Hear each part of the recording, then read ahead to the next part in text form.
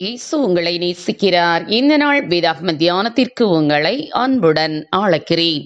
மனுஷரை கட்டி இழுக்கிற அன்பின் கயிறுகளால் நான் அவர்களை இழுத்தேன்.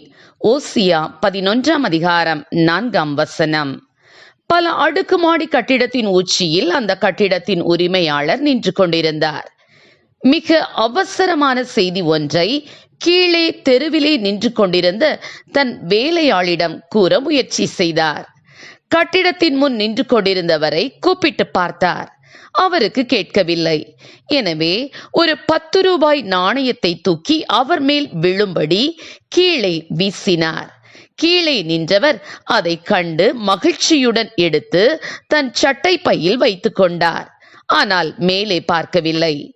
மீண்டும் 2 10 ரூபாய் நாணயங்களை எடுத்து அவர் மேல் வீசினார். அவர் அருகே வந்து விழுந்த காசை எடுத்து மிகுந்த மகிழ்ச்சியுடன் வைத்துக் கொண்டார்.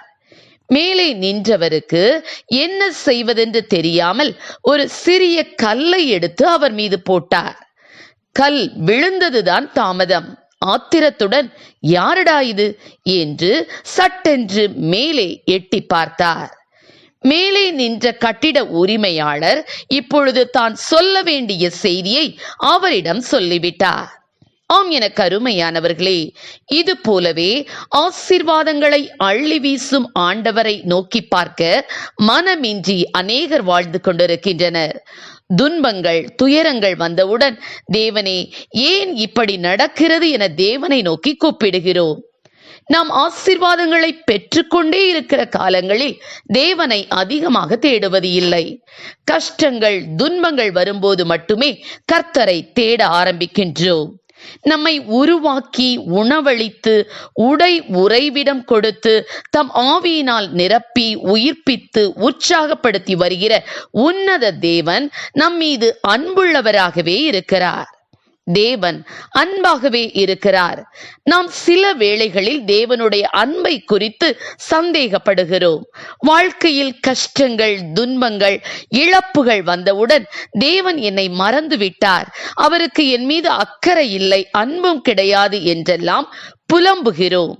அது மட்டுமல்ல, ஏன் என்னுடைய வாழ்வில் இதையெல்லாம் அனுமதிக்கிறார் என கேள்வி கேட்டு குழப்பமடைகிறோம். நெருக்கங்கள் பலவீனங்கள் வியாதிகள் ஏன் வருகின்றன தெரியுமா? நாம் தேவனை கிட்டிச் சேரவும் அதிகமாக அவரில் அன்பு கூறவும் அண்டிக் கொள்ளவுமே தேவன் கஷ்டங்களை அனுமதிக்கிறார். மனுஷரை கட்டி இழுக்கிற அன்பின் கயிறுகளால் நான் அவர்களை இழுத்தேன் என வேதத்தில் வாசிக்கின்றோம். அவர் நம்மை நேசிக்கிறபடியால், அவருடைய முகத்துக்கு விலகி போய்விட்டபடியால், அவர் தங்களை குணமாக்குவார் என்று அறியாமற் போனபடியினால் மனுஷரை கட்டி இழுக்கிற அன்பின் கயிறுகளால் நான் அவர்களை இழுத்தேன் என்று கூறுகிறார். ஆம் பிரியமானவர்களே, தேவனுடைய கயிறுகளிலே பல வகை உண்டு. முரட்டாட்டமாய் தேவனை விட்டு தூரமாய் தேவனை துன்பப்படுத்தி வாழ்ந்த சவுலுக்கு முரடான கயிறை போட்டு இழுத்தார் அல்லவா? சடுதியிலே வானத்திலிருந்து ஒரு ஒளியை அனுப்பி கீழே விழத்தள்ளி கண்களை குருடாக்கினார் அல்லவா? இதுவும் அன்பின் கயிறுதான். ஆனால் அவனுடைய பாவத்தன்மைக்கு தகுந்தபடி அது மிகவும் வலிமையான கயிறு. நாம் எப்படி வாழ்கிறோம்? தேவன் நம்மேல் அன்பு வைத்து அவர் பக்கமாய் இழுப்பதற்காகவே அன்பின் கயிறுகளால் இழுக்கிறார். ஆடு மாடு குதிரைகளைத்தான் கயிறு கட்டி இழுப்பார்கள். பாதை மாறி போய்விடக் கூடாது என்பதற்காக எஜமான் அவ்வாறு இழுத்துச் செல்லுகிறார்.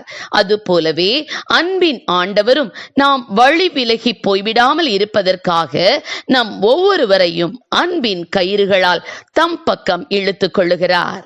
ஆம் பிரியமானவர்களே, நாம் தேவனுடைய அன்பினால் இழுக்கப்பட்டு அவரோடு வாழும் சாக்கியத்தை பெற்ற பின் மற்றவர்களையும் அவர் பக்கமாக இழுத்து கொண்டு வர வேண்டிய பொறுப்பு நமக்கு உண்டு. கிறிஸ்துவின் அன்பு நம்மை நெருக்கி ஏவும் போதுதான் ஆத்துமபாரம் உண்டாகும்.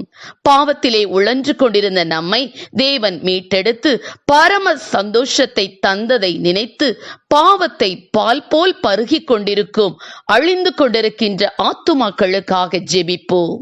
இயேசுவின் அன்புக்குள் வரவழைப்போம். கர்த்தர் நம்மை ஆசீர்வதிப்பாராக.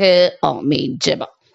எங்களை அதிகமாய் நேசித்தவள் நடத்துகிறீர்கள் அன்பின் பரலோக பிதாவே அப்பா, பாவத்திலும் சாபத்திலும் வாழ்ந்து கொண்டிருந்த கர்த்தாவே ஒவ்வொரு பிள்ளைகளையும் உடைய அன்பின் கயிறுகளினால் நீர் இழுத்து கொண்டீர். அதற்காகவும் நன்றியோடு ஸ்தோத்திரிக்கிறோம் அப்பா.